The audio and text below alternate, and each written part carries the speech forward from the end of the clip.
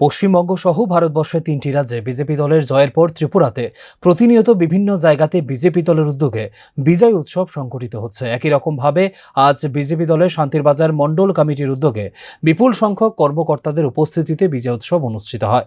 নারী পুরুষ সম্মিলিতভাবে আবির দিয়ে রং খেলা থেকে শুরু করে নাচে গানে এক আনন্দদায়ক আবহের মধ্যে আজকের এই বিজয় উৎসব সামিল হয়েছেন। যেভাবে পশ্চিমবঙ্গে দীর্ঘ ৪৯ বছর পর বিজেপি নেতৃত্বে ডাবল ইঞ্জিন সরকার প্রতিষ্ঠিত হয়েছে, তার পরিপ্রেক্ষিতে আজকের এই বিজয় উৎসব থেকে পশ্চিমবঙ্গবাসী সহ রাজ্যবাসীকেও শুভেচ্ছা জানানো হয়েছে। পাশাপাশি আজকের এই বিজয় উৎসব থেকে দাবি করা হয়েছে পশ্চিমবঙ্গে শুভেন্দু অধিকারী নেতৃত্বে দেশের স্বরাষ্ট্রমন্ত্রী এবং প্রধানমন্ত্রীর আশীর্বাদে এক জনমুখী সরকার পরিচালিত হচ্ছে।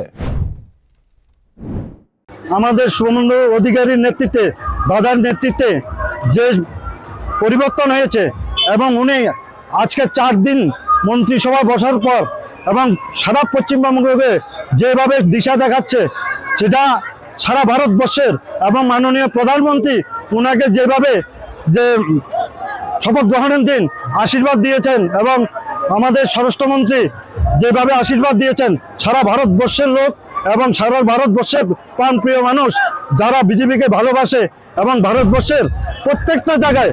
এখানে উল্লেখ করা প্রয়োজন, পশ্চিমবঙ্গ রাজ্য সহ 3 রাজ্যে বিজেপির জয় এই মুহূর্তে গোটা রাজ্যের বিজেপি দলের কর্মী সমর্থকদের দারুণভাবে তাতিয়ে দিয়েছে, যা রাজ্যের প্রতিটা বিজয় উৎসবে পরিলক্ষিত হচ্ছে। এর থেকে কোনোভাবেই ব্যতিক্রম নয় আজকের শান্তির বাজারের এই সারা জাগানো বিজয় উৎসব। Bureau report, news now.